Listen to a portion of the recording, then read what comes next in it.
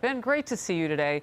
First of all, how do you sit in the White House and not answer questions about sketchy business dealings with any of your family members and China? Well, I think that the Biden family has frankly gotten away with this for such a long time that they feel like they can get away with it again. And I think that they're wrong. Look, it's ludicrous to listen to someone like Jamie Raskin, saying that this is too broad of a net, when obviously they wanted to look under every different rock and pebble to try to find something to pin on Donald Trump during his tenure in the White House, and stretching back decades earlier in terms of his financial activity. In this case, we have a very clear, I think, a perspective from the James Comer and other Republicans who are on this committee who want to have a good perspective on what was being sold.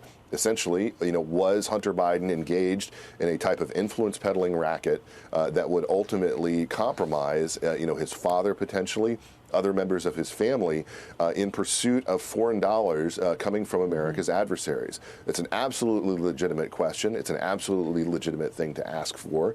And I think that when it comes to Comer's staff and others on the committee, they're going to pore over what they get in terms of a response from Bank of America, and we're going to find out, I think, more about the degree to which the Biden family has potentially been compromised by their relationships with a lot of untoward foreign partners overseas. You raised that very legitimate and central question about whether or not our president is in a position of harm's way to capitulate to anybody that you might have made a business dealing with as a family member of his, i.e.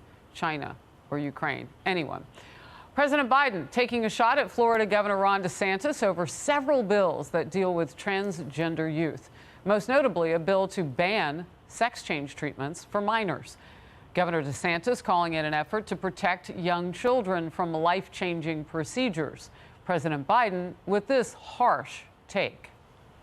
Transgender kids is a really harder thing.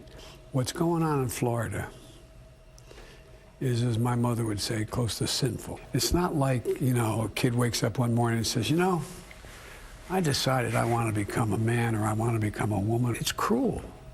And the way we do it is we make sure we pass legislation like we passed on same-sex marriage. So is the president there, to your knowledge, Ben, or your opinion, justifying doing life-altering things to children, minors?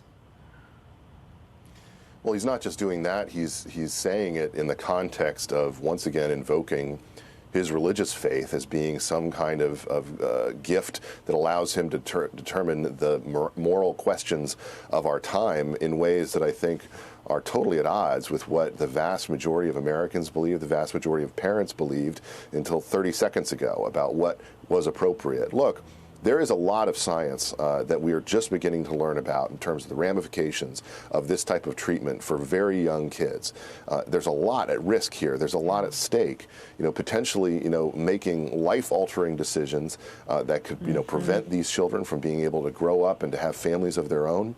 This is deeply important stuff. And to suggest that it's somehow evil, to push back and say, look, we need to, have these types of decisions made with adults in the room, as opposed to, just counting on kids to be able to determine, what their future is going to look like.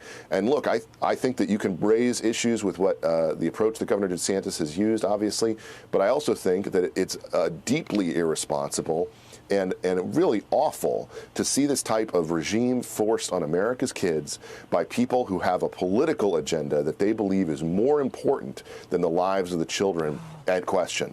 I think that's something that is a huge problem. It needs to be addressed. Whether you're doing so politically or culturally, I think can be debated. But the idea that you could pass judgment on what they've done in Florida, from this high moral dudgeon perspective that President Biden invokes so often, is absolutely absurd. Well, what you said is so true, to let the children decide.